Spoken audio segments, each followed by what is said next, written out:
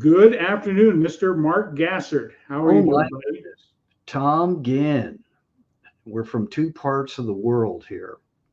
Why don't you let How are, everybody know how are where things in your neck of the woods? Oconomowoc, Wisconsin, the only city in the United States that has five O's in it, That's a and beautiful thing.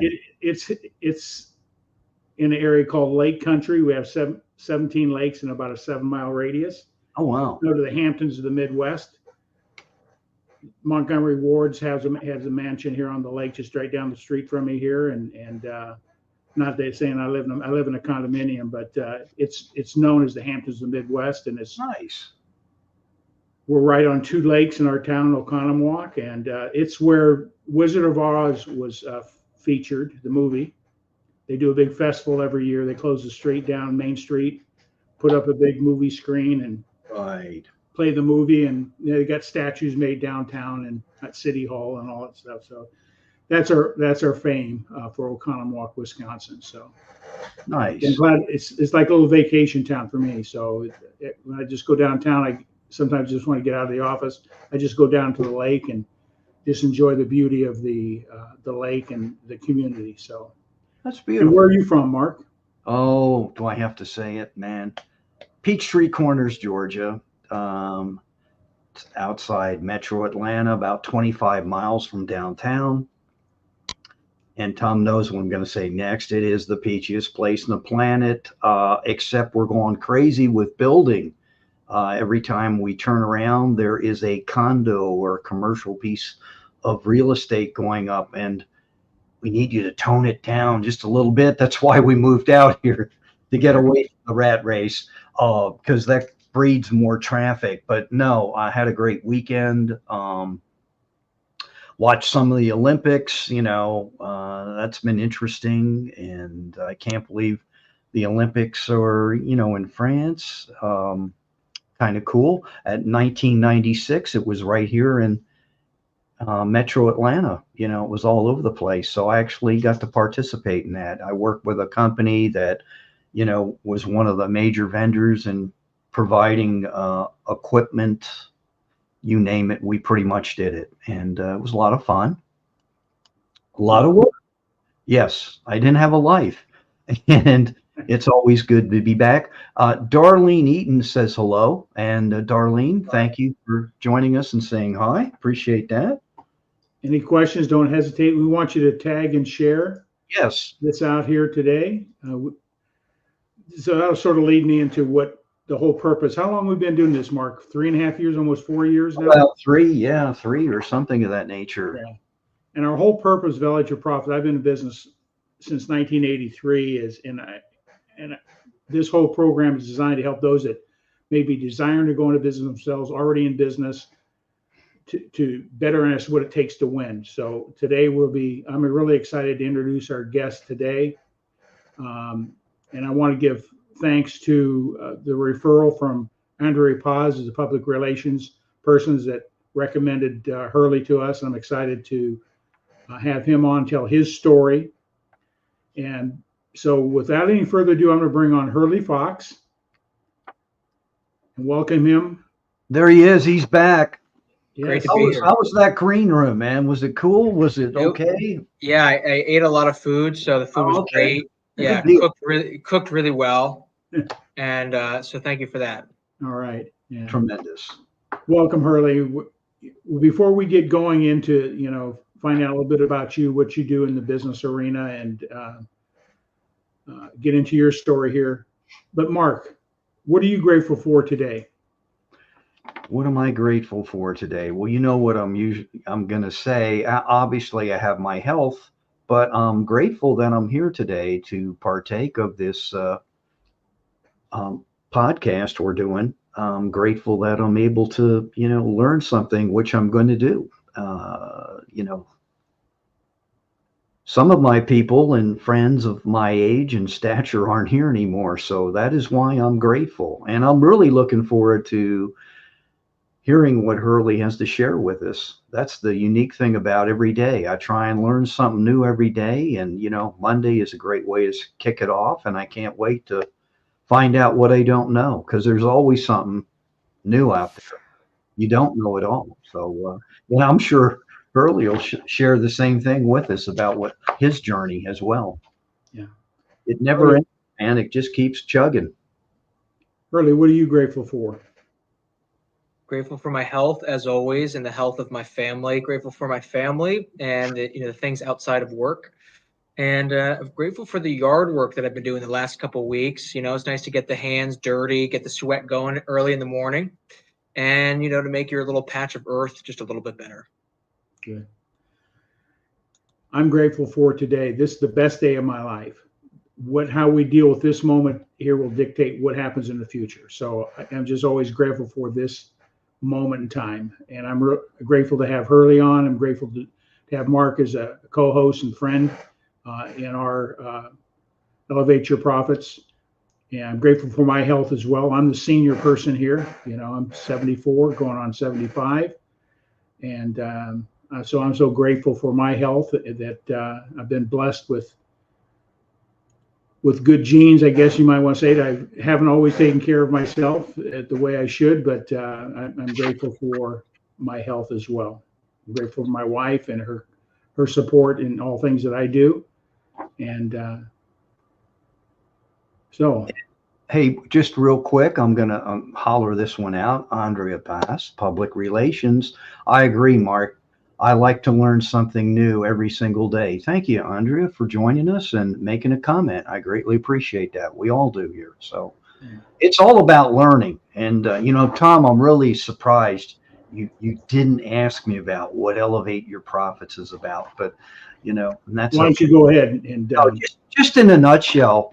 And this is the credo right off the website: to better people's lives and to be a force for good in the world. That's what this is all about. But most important of all, we learn from you. And that's why we bring people on like tonight with Hurley being right here to share what it is that he does, his passion and his business. And we're going to learn from him. And it's a give and take thing out there. And Tom, you've been in business, I won't say for how long, but as you know, no one knows it all. And, we're constantly, all of us, learning. There's something new I learned, particularly on the technological end of things, which is always a challenge for me. There's just so many things out there. Yeah. Thank you, Mark. At this point, I want to welcome Hurley, and it's all about Hurley, his story. So welcome, Hurley Fox. Great to be here. Thanks for having me. Glad to have you. As we talked a little earlier, it's about you, your why, a little bit, let everybody know where you're from, share whatever you want on a personal basis, because we're going to talk about you and your business, and we'll be talking about one specific topic here in a little bit. So just go ahead, and it's all yours, my friend. Cool. Thanks for having me. I am right in the middle of New Jersey, about halfway between New York and Philadelphia. I started my company 5 years ago, Fox and Partners. But before that, when I was going to undergrad for education and history, while I was working full time, I was going to school and then also doing my student teaching. So I had a unique opportunity to be both in the business world at a very young age, and I worked every day with a president for 3.5 years and learned a lot from that small business. We were about 30 people, maybe $6 million a year in revenue. And so I learned a ton from that experience. And then I was also going to school and teaching. So I was in a lot of different worlds at the same time, and realized I wanted to continue on the business path after I got my teaching degree and certification, but learned a lot from the course structure and what you have to do to learn how to be a teacher and to get your teaching certification in New Jersey. Specifically, how do you get 20, 25 kids 8 times a day, 6 times a day to do things that they don't want to do? And so you have to really learn, how to effectively communicate to a wide, both age group and then knowledge levels 6 to 8 times a day. So learned a lot of great skills from that. And then after I decided to go the business route, I left the construction management firm and went to an accounting firm for a year. And when I was at the accounting firm, I saw pretty quickly the gap between business professionals and business owners, right? So CPAs, lawyers, wealth managers, etc. They typically, stay in their silo, and they weren't doing the most effective job of helping business owners with really what seemed to me that they needed help with. So, coming from the education world, and as both of you mentioned earlier, always trying to learn something and just being a curious person, I asked some business owners some questions, started helping them in whatever way I could, and built a monthly program with them where we would do their financials, but then also I would sit down and talk with them and just ask them questions and make sure they were doing, what they wanted to do. And that program built up pretty quickly. And so being 23 and not knowing anything and being able to take this little program from 0 to 6 figures, I knew that there was a big gap in the market, because if I could get the business, something was wrong. So once I knew that there was a market out there for it, I started my own company, essentially with that model, where we would do financials and then meet with the business owner once a month. And that's kind of how my company started. And then since then, I've gone, back. I went back to school, got my master's degree in accounting, learned everything I could about accounting, hired, professionals who've been accountants, CFOs, and controllers for 2 and 3 decades, and learned from them every day. And, started working with, more and more business owners, and kind of climbed the, when I started, it was, companies that were in the $1 million range. And now we have clients who are doing, $100 million a year. So that's been the last 5 years on the business path and story. And then personally, I have a family of my own that our first child will hopefully be born, in 4 months. And I may have something in common with Mark, where I am an Orthodox Christian. I don't know if that is something we have in common, but I can recognize the iconography and prayer book. So I'm an Orthodox Christian, and my father is actually an Orthodox priest. Yeah, You're talking about this, my young friend, aren't you? I am. I could tell you a lot about that book. Yeah. Yes. Yes, it's in my car. Mm. There's a blue one too. Yeah. Yeah. That's the older version. Yeah. Yeah. So my father's an Orthodox priest, and it's an interesting interaction of things: the teaching world, the faith world, and then the business and financial world. So it's a neat place to be. I believe they all work together. God has created everything by law to work harmoniously when we understand it. So today we want to talk. I'm going to put this statement up here, and let's talk a little bit about this. And I do have some questions as well. Value equals multiple of cash flow. Yeah. So, I think a lot of business owners want to understand, what's my business worth, right? What's the value of my business? If I were to sell it today, what would somebody pay for it? And a pretty good answer to that is, what is the free cash flow that your business generates to an owner, right? So that's not to an owner who also works full time in their business. That's to the employee. This is strictly to ownership. What's the free cash flow? So this is net income minus, you would also then take out any asset purchases, debt, financing, and any other owner discretionary things that are baked in there. You're left with a number that's free cash flow. And then depending on the size of your company and how streamlined things are and what industry you're in, people would apply different multiple to it. So it could be 2 times free cash flow, it could be 3, maybe 4. As you grow, the risk goes down because you're a bigger company, and so the multiple can go up. But free cash flow is the number one metric that every business owner should be paying attention to, and that is the one item that we should all be trying to grow. I agree with you. I have an associate here in our community. He's a financial advisor, and he helps businesses get themselves in a position they can sell to help them understand their true value. With your experience, are most businesses in a position to really determine what their true value is? Most for sale. businesses are in a position to understand their true value. However, most businesses also have a negative or not a very good true value, right? So we could figure out what that value is fairly quickly, because that's a relatively easy thing to do. The hard part is, well, getting that number to where the business owner is happy with it, right? It's like, can we understand someone's health? Yes, I can take a blood test and get them on the scale. Can I make them healthy is a different thing. But so there's a big gap there, right? A lot of business owners don't know their free cash flow numbers, right, or their financial numbers. So we'd want to do that, but then it's, well, how do we go from there to then a value of a company where the business owner is happy with, especially after giving 20, 30 plus years to that entity. Yeah. So for regards to anybody listening, what does your ideal client look like? What revenue? You look at revenue. What do you look at determine where you'd suit somebody that's looking for your services?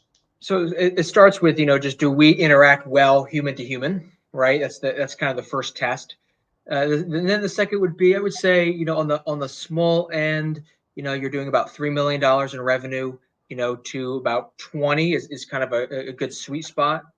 And employee size, can be around 10 to 30, employees, depending on the nature of the company. If you're set up to have the accounting and the finance functions be remote, that's helpful, because we have clients all over the country, and all of our client interactions are remote. If you're in the area, I'll have lunch or coffee with you, but the work is done remotely. And then, are you excited to grow and truly learn about the financials? And we're going to have a lot of questions and need a lot of information for any new clients. And so if you can get that over to us quickly and reasonably organized, that is very helpful to that process. So that's a little bit about it, but we have clients in every type of industry from all over the country. And the biggest thing is just, do we get along together? If we do, we can make it work. Sure. Any one particular industry you have a passion working with to help be more successful in the marketplace? We have quite a few clients in the trucking and logistics industries and real estate. A lot of real estate, because it's complicated enough in the sense of, once you start expanding, you have a lot of different businesses, because typically every property is bought under a different business. So just organizationally, that can get complicated pretty quickly.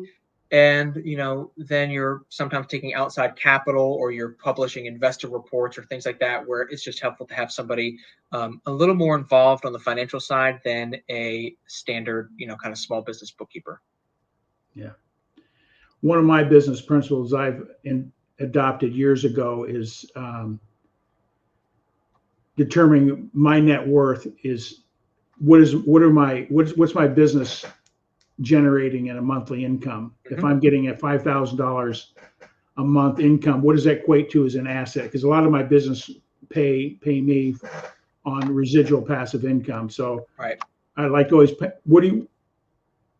goes out to everybody that's looking to go into business, all different ways to go into business, everything from taking a skill or talent you have, taking it to the marketplace and making an impact with it, or using other companies' products or service through. I'm big into affiliate marketing and network marketing. You can't really take your valuation of those entities, but you can create a value for yourself and your business based on your cash flow. Is it? What would be the formula if a person is making $5,000 a month in business? What would be a formula to determine the value of that asset? Did I ask that? Well, yeah. So if the free cash flow then on an annualized basis is 60,000, right, from that 5,000, that's a fairly small company. Sure. And so it might be tough to find a buyer just at that size. Theoretically, if you have a buyer, at that size, you're going to look at, it's 1 to 2 times multiple, right? So somebody would pay $60,000 to $120,000, for it, because it's at a size where that's quite a risky entity to take on, right? Because if it loses one of its key, staff members or clients, that 60 could become 0 pretty quick. Yeah. So, you definitely want to be operating in the six figures of free cash flow at least, and with a growth trajectory and a really good team. That, again, nobody wants to buy a job, right? Right. So people want to buy an asset, and so people want to buy an asset that's a little bit stable. And so team, long history, multiple client sources of revenue in a diversified way. If you have 80% of your revenue from one source and that source leaves, your company totally changes. So, but the bigger thing is, I think a lot of small business owners, you're focusing too much on the sale, right? So when I sell this asset, I'll have all this money. Well, that's like 20 years or however long down the road, and there's a lot of theoretical math that's going into that. Instead, build your company of one that you would sell, that you could sell today. So one that's going to generate, $200,000 of free cash flow. But then instead of selling it, have the $200,000 of free cash flow, right, and use that to build your wealth. And so, live debt free, have an emergency fund. Can you use that $200,000 a year to invest into items that generate passive revenue for you? If you have very little debt, you have very little monthly expenses that you need personally. And so let's just say hypothetically that I could generate $5,000 of free cash flow passively to myself. Well, if I can live off of less than $5,000 a month, all of a sudden now I don't necessarily need to work, right? Because my passive cash flow is paying for my monthly expenses. And so, that's like a really good step for a lot of business owners to work to. And then essentially it's, well, why would you sell if you can continue to kind of build up a nest egg and use that cash flow for other things? So, it's really hard to sell a company, especially in the small business world, especially for the price and the valuation that business owners think it's worth, because everyone has all this emotion into it because we spent 20 years or whatever with it every single day, right? And so I would focus less on that and more on what's the monthly cash flow that you can generate to yourself to build your wealth. Perfectly said. That's been my philosophy in my businesses, and how I determine my success is that those entities provide that monthly cash flow to cover my needs. I don't have to show up every day if I don't want to. I do it because I love to do what I do. I like new challenges. I like the creation side of business. But I position myself by taking we talked earlier, my background in financial services, what it takes to win. Spend less than you make, save some money, and learn to invest, learn the skills necessary for the long haul of how money works, how businesses work, and how to become financially free in our economy. It's sad statistics that, what's nearly 60-70% of the American people one paycheck away from being homeless, and there's no need for that. They don't do this. They don't teach us in school. That's the sad thing is that what it takes to win is very simple. Spend less than you make, stay out of debt, and save money. Yeah. That formula will work 100% of the time, will help you build an asset. And it's really sad that, the amount of wealth that we do have, and income wealth of the average family out there, that we have less than 3.5% of the American population with a net worth of less than $1 million. Right.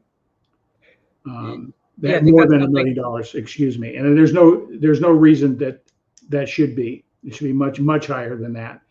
And so that's one of my missions in life, to bring people on like yourself that help people better understand the value of money, value of their business, whether it be just network marketing where you're building, you're selling a product and getting paid on a residual basis for that. It has value as a business entity. I always look for those entities that I can sell my business, that client base, to somebody else. It could be leveraged in an inheritance or whatever the case may be as well. So, right. Hey, just wanted to say hello to Eric Bam Bam, the man with the plan here. He's joined us. Haven't seen Eric in a while. Thank you for being here, Eric. Ladies and gentlemen, feel free to ask this gentleman, since he is the fox out there. I love that first name, Hurley. So we may have to talk about that. So your first name, but Well, please that's do. that's easy. Hurley is my mother's maiden name. Uh-huh. Okay. Yeah. So Hurley is my mother's maiden name, and my grandfather and grandmother on my mother's side were incredibly influential people in my life, and Nice. so yeah. So that's how Hurley came to be.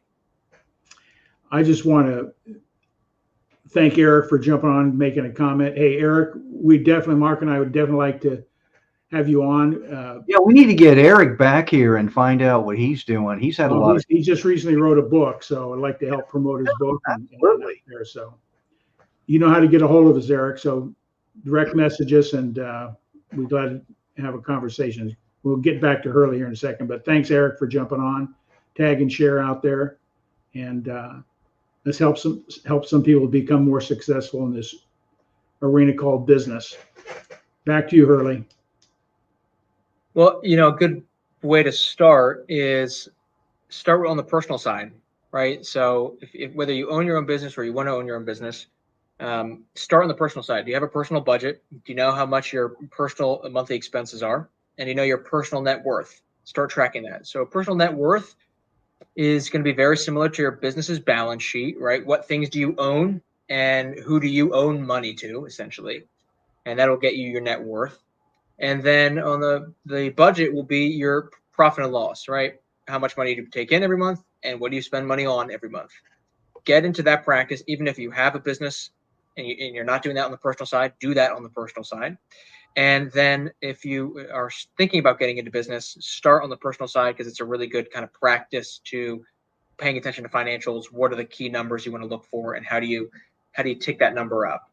The other thing, Tom, that you mentioned earlier, where, a lot of people are, the income's high, but maybe their net worth isn't high or they're living paycheck to paycheck. I think people overestimate how difficult it is to become wealthy. And it's really that first little bit, right? If you can give a year or two of really focused effort into saving money or working a lot to make a lot of money to, get your debt down, get your monthly expenses down, or get some money saved. Once you get kind of that first threshold, that first level passed, it snowballs from there. And so it's not something where, you have to work as hard as you did for those first 2 years through the rest of your life. It's once you do that for the first year, 2 years, the results will be exponential. And your effort can actually go down and your results will tick up because you did that first, little bit of grunt work to get you to that first stage. Love what you're saying. You're right in line with what my teachings have been in the personal financial coaching. So, but it really also comes down to, you may have all the knowledge in the world, but it really comes down to behavior, belief systems. What's your relationship with money? Do you believe you're worthy of having $1 million asset? Unfortunately, most people don't believe they're worthy of it when they look on the inside, because the results you'll get and the effort you put out is directly related to what's going on in the internal feelings and thinking that you have about money, success, business, or whatever the case may be. So, yeah, some people think, some people just think they're thinking in their head, I'd love to make $100,000, or once I make $100,000, I couldn't possibly make more than that. Or, people would be uncomfortable with making $500,000, $600,000, $700,000 a year. Right. And so to your point in the belief system, you have to work yourself through that and to really think, what, I can make $1 million a year. How would I do it? If I were to make $1 million a year, how could I do that? And then here's what I would do once I get there. And just tell yourself that story over and over and over again. And there's a really good book called The Wealthy Gardener that talks a lot about that. Of have that mindset and tell yourself that story. And it's amazing how often that story ends up coming true. Well, we manifest what we think about on the subconscious. So, yep. It's that belief system. That's what I appreciate about Bob Proctor. Yeah. Thinking results, really getting to understand. I remember when I met Bob, when I went into the coaching arena, became a consultant. You had to meet with Bob up in Toronto, and we had to come with a full, being in business for myself for years. I had my own business plan, marketing and everything else. So it was in a 3-ring binder with tabs and all that. And I remember this conversation like it was yesterday. It was 8, 9, 10 years ago now. He's going through it. he's going through it pretty quick. He's asking me questions, and I'm answering the questions. And suddenly he just took my binder and just dropped it, not gently, on the table. He says, "Tom, I can give you Bill Gates' business plan. It won't work for you." I said, I came a little defensive at that point. He says, "You don't believe." He says, "What's the most you ever made?" So I told him, he asked me a couple other questions. And it was about my family that came up. Is my family didn't have a good relationship with money. So I didn't believe I was worthy of making, my business plan was a $1.2 million a year business plan. Mm-hmm. It was perfect. I could take it to a bank and get a business loan off it. It was that much detail to it. But he says, it won't work for you. You got to change your relationship with your value, your money. So worked with me and got me to do some personal work, and everything has changed since he got me to rethink my relationship and my self-worth regarding to money. So there's more about success than just a plan and a product and a service, or whatever the case may be. The dynamics of your belief system are so critical. Would you agree? Yeah, and it's in that plan too. You think about what you could do with that, either income or wealth, right? Once you get there, I think a lot of people would say, well, I don't need $1 million a year, right? Well, okay, no one's saying your business is going to generate $100 million a year in cash flow, and you have to keep it all and stuff it under your mattress. You could go make a pretty big impact with a lot of that cash, and plan out what that looks like and what could you do with it. And so, yeah, I mean, a lot of the ceilings and thresholds that people face are mostly self-imposed. Especially after health. The health is, if you have health, you can do a lot. So health is the great variable. Yeah, absolutely. The greatest asset you have. Yeah. If you don't have your health, you don't have anything else, right? So that'll wipe away any business plan or anything else. But if you have your health, then you got a lot going for you. Yeah. That sort of reminds you of the health. A friend of mine, it was a billionaire. He just recently died, and here I'm older than he was, and I'm still kicking and breathing. So I value that I'm here today, and having over $2 billion in assets isn't going to keep you alive. So quality of life is so important. Yeah. Mark, what do you got, buddy? I do have a question here, and since you talked about trucking, supply chain, real estate, those are the industries that you seem to have gravitated to. Is that correct, Hurley? Yep. Okay.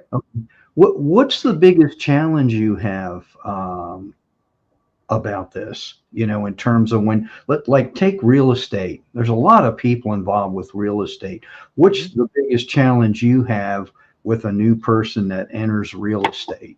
Because you're talking about numbers, and that's a tough market. You're out there, and to make it happen, to hit your numbers. How do you put somebody through their process, and get them to where they want to be, where it's a mutually beneficial, lack of a better word, mental calisthenic for both of y'all? I'm sure you've got some ideas that when you're dealing with a new person, because you just can't arbitrarily say, hey, I'm going to be a millionaire and that's it. You got to have some sort of plan. Do you find people are organized, not organized, don't understand that? They don't understand cash flow, finance. Well, all of the above. Typically people want consulting, right? So if we have a pyramid of like on the financial side of the skill set, right? The consulting and the advice would be, typically at the top. And so people want that, and people are willing to pay for that, and that's all great. The problem is most people then underestimate the importance of what's at the bottom of that pyramid, which is staying organized and having things in an orderly, organized manner. And so I'm amazed at how many coaches and consultants will come in and not even look at the financials and offer advice, right? To me, that's crazy. Okay. And so first, you have to work your way up that pyramid. So you have to be organized. You have to have solid, fundamental financials, right? Do we see where every number can tie to? If we're looking for, if you bought a piece of property, do we have the closing statement? Do we have the partnership agreement? Do we know what the waterfall on the dividends are going to look like? Do we have all that? And then it's, do we have the bank account? Is the bank account only being used for business purposes? Is the bank account, if there's a construction draw, do we have that organized? Do we, do we have the list of vendors, that we're paying out and what each one of them is for? That's like the basic stuff that a lot of business owners glance over, but you can't do the higher level stuff without the fundamentals being there. So you can't offer consulting or thoughts on the financials of a business if the financials aren't correct. And you don't know if the financials are correct if somebody's disorganized. So you got to work your way up that ladder, and you got to prioritize and make sure that you have the right, team or people doing each one of those steps. So I would say organization is kind of the first stumbling block that a lot of business owners, hit. Is they're just not organized enough, or things aren't readily available enough to give them clean and clear financials. And then, once you have clean, clear financials, you have something to work with, right? And you can work with somebody who can teach you as the business owner why those financials are important, what specific numbers mean, how to look at your competitors, or how to do a pro forma, or how to go out and raise, a certain amount of capital. What a good return is for those people, when to take on debt versus when to take on equity, or when to do something yourself. All those things come after those fundamentals are in place. Awesome. No, I appreciate you sharing that, because you hear so many times. I know Tom has always been an entrepreneur. There are other ways to go about it. Some people aren't designed to have their own business. I don't mean to be negative about that, but Well, so not everybody's designed like Tom here. He's and when I say that, it's out of respect. Or like my brother-in-law, he had his own business, and not everybody's geared that way. And I'm not making fun of it. Maybe it is affiliate marketing. There are other avenues you can go into, instead of just like, hey, I want to start my own business. Boom, and there's a lot of different ways to build wealth. Thankfully, not everybody's wired to be a business owner, because then there'd be just 300 million solopreneur businesses. Absolutely. Because we do need good carpenters and plumbers and electricians. Now, some of those guys parlay those skills and develop their own business. I wish I could. There's a guy I call on that he's able to fix just about everything. He's fixed my dryer, and when I first got him, he said to me, "Call me on this number. It's less." And then I didn't realize on the side he was doing his own thing, and it was a lot less. He said, "Don't tell anybody." I'm not going to mention his name either, but a couple of my friends have used him for other things, and I kind of laughed, and I'm like, "Wow, man, I'm in the wrong biz here. I should be Mr. Joe Fixer Upper." He can fix like ice maker, just those mundane things.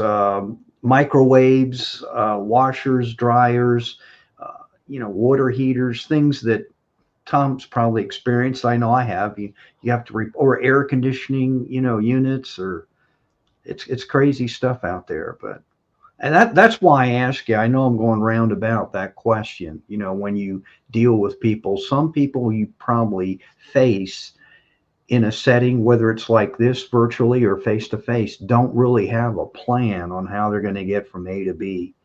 And it sounds like, you really break things down and say, hey. Well, that's why, you go off that cash flow number.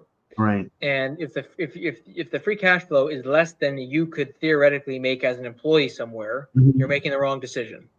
So if you're taking on the risk and all the work that comes with owning your own business, and you are not making 2x at least what somebody else would pay you, go back to the employment world, make more cash flow with a lot less stress and a lot more consistency, and and plan how to become wealthy that way. So if you're working full time or 80 hours a week in your own business, and the cash flow to you is 60,000, 70,000, 80,000, my guess is somebody would pay you six figures to do half the work you're currently doing.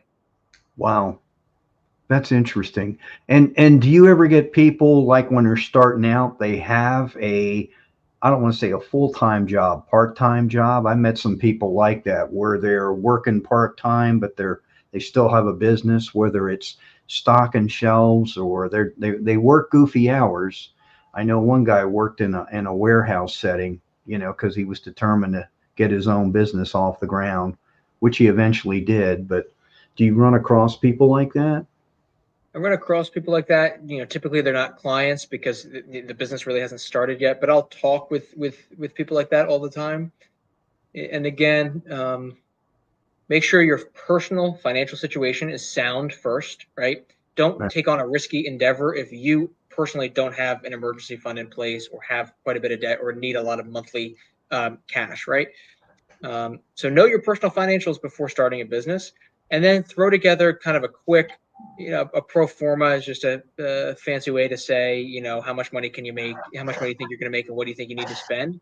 Right. And you should be cash flowing from day one, right? I think people have this idea because of certain companies that are going public or, certain tech companies that, oh, well, I can have 2 to 3 years of not being profitable and focusing on revenue, and then I'll, be able to, I'll break even or I'll sell it or whatever.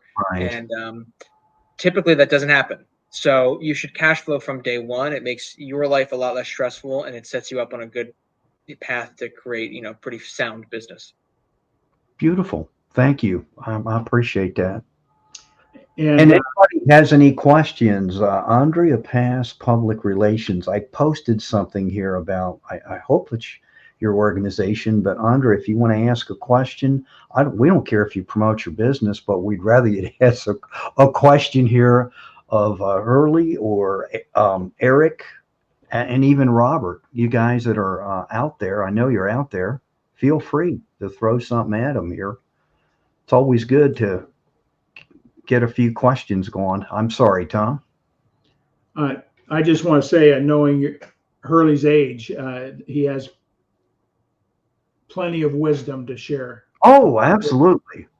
Yeah, so I've talked with people who've been in business 60, 50 years and have no clue. So Hurley, you're going to help people. That's the key. Your success is going to be helping other people become successful with your early wisdom that you have. I appreciate that. And, I say all the time, an 80-year-old inside. So that's pretty much what's going on. So, and you'll understand this when I say this: wisdom. Let us be attentive. Yes. Yep. Sorry there. I didn't mean to get biblical on everybody, but I put up on the banner Hurley's email, and I'll put up his website. The banner's up here. Find out more about Hurley. He's got a contact form. You can reach out to him on his website. Outsource CFO. Basically, that's what you do, right? You come on board with a business entity as a chief financial officer, help them better mold their financial picture to meet the objectives they're looking to accomplish. Is that correct? Correct. And unfortunately, there's a lack of talent in the accounting field in the small business world. So, a lot of the talented accountants or financially oriented people are going to work for, the Big Four or another public company, which is, hey, it makes sense because when you're out of school, they're going to pay you 6 figures pretty quickly. You're going to learn a lot. So that's why they all go there.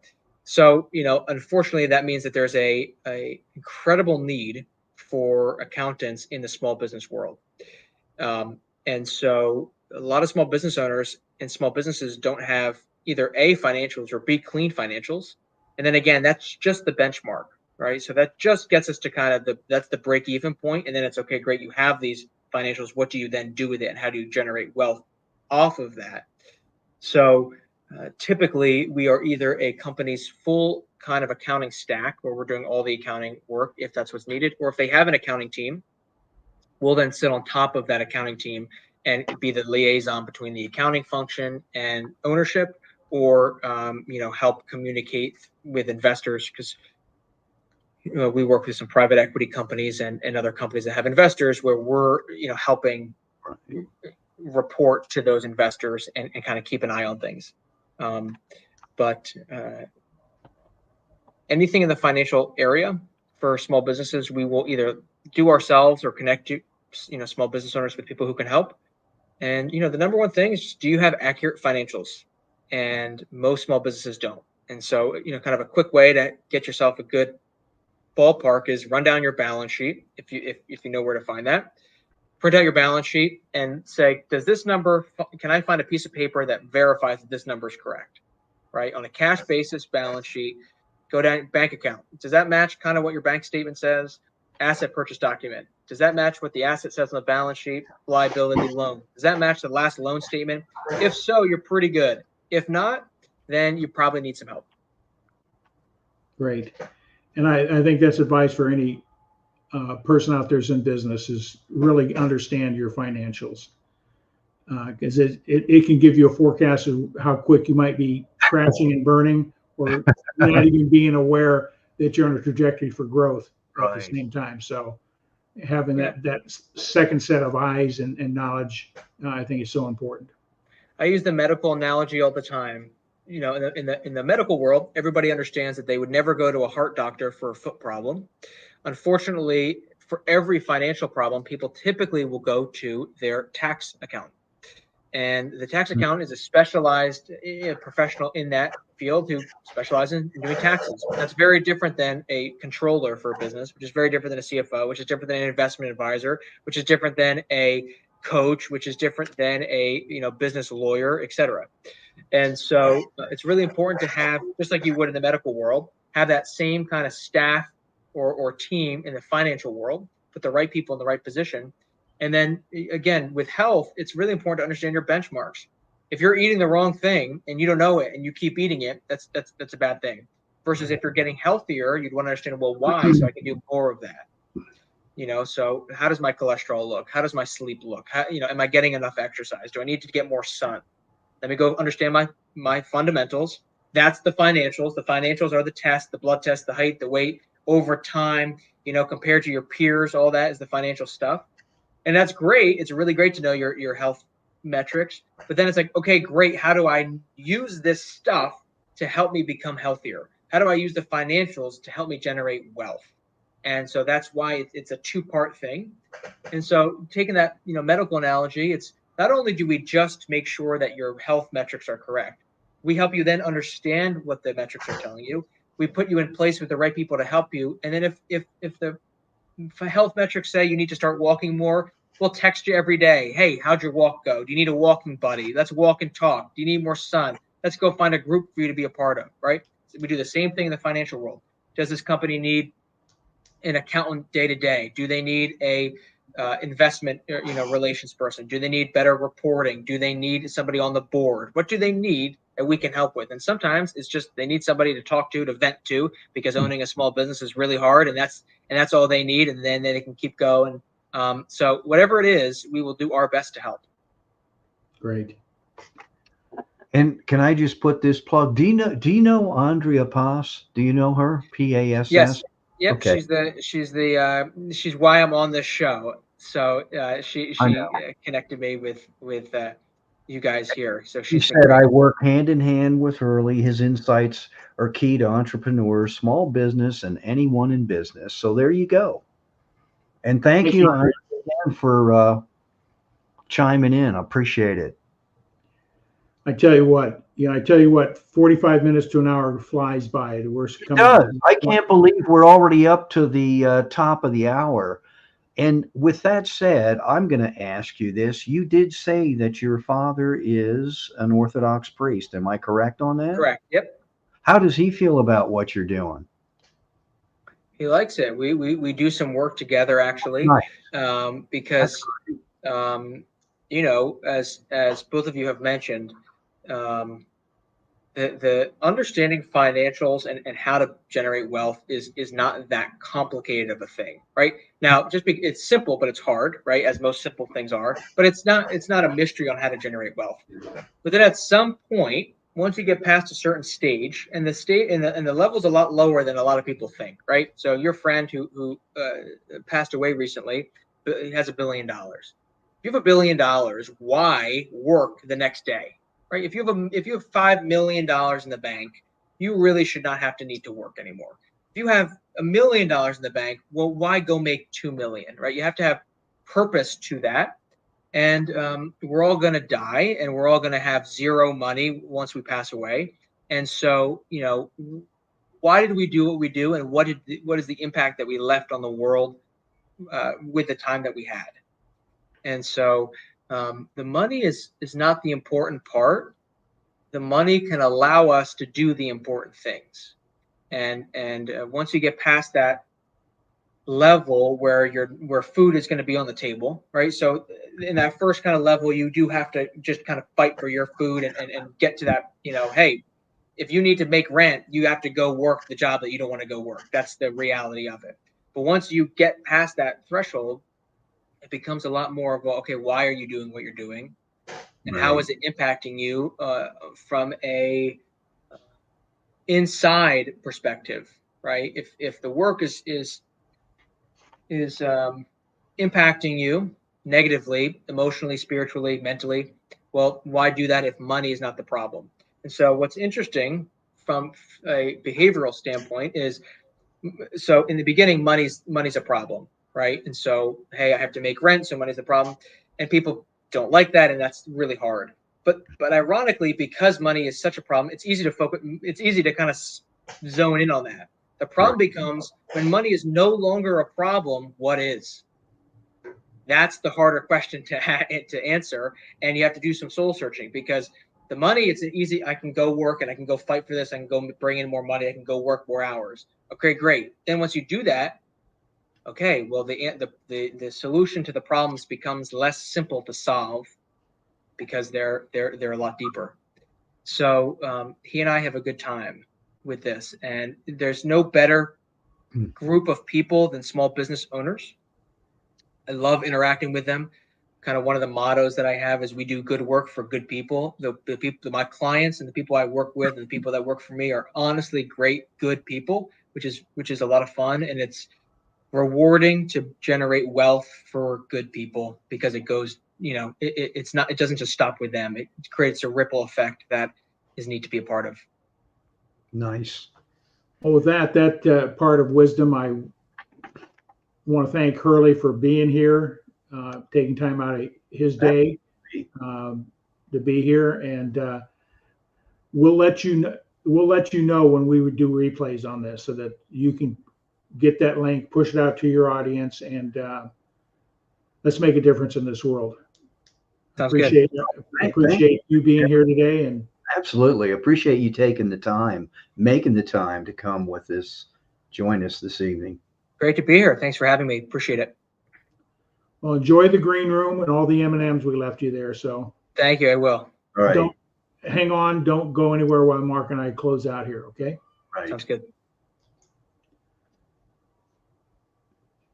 What do you think, Mark? That was absolutely incredible. That's a very there's hope for the future. That's all I'm going to say. It's cool meeting, and that's why I like hanging around younger people. You know what I do when I umpire? These are the type of people of Hurley's caliber. They're into sports and all that, but I need to turn my son. He's probably the same age as Hurley. He's working for one of those big 5 accounting firms, but I just thought it was really cool how he broke it down. And yeah, when he mentioned that, I said I thought of your son immediately. I said, you got to link those two up. There's early experience and wisdom that can be shared. So absolutely. So. But like I tell Jacob, he's far exceeded where I was at 27, what he's doing now. But yeah, I mean, now meeting early, what he's doing, I would have never have thought, at that age, I mean, it's just, but you can't put a number on something, so to speak. If you have the why, you're going to make it happen. And that's good to know that there are people out there. And everybody else, I just want to say thank you for joining us, and feel free, like Tom said earlier, tag, share, push it out there. It may resonate with somebody, that's going through a struggle right now. And that's what this is all about. They may have a new business, and if we can help Hurley out, fantastic, plug in, get to know him. Absolutely. Absolutely. He'll be on one of my top recommendation lists. So, Oh, without any further ado, Mark, anything else? that's it. It is a Monday, and, can't believe it's Monday already. We're almost at the end of July, and my wife went to her first day of school here in Georgia, DeKalb County. They had a teacher's work day today, and I think it's Wednesday it officially starts. Wow. So yeah, the school buses will soon be out and about. Can hardly wait. Terrific traffic. Wonderful. Without any further ado, I just want to thank everybody for being here. Tag and share this out with your friends and colleagues, and so we can make a difference in the world. Without anything else, we'll go ahead and we'll close out with this.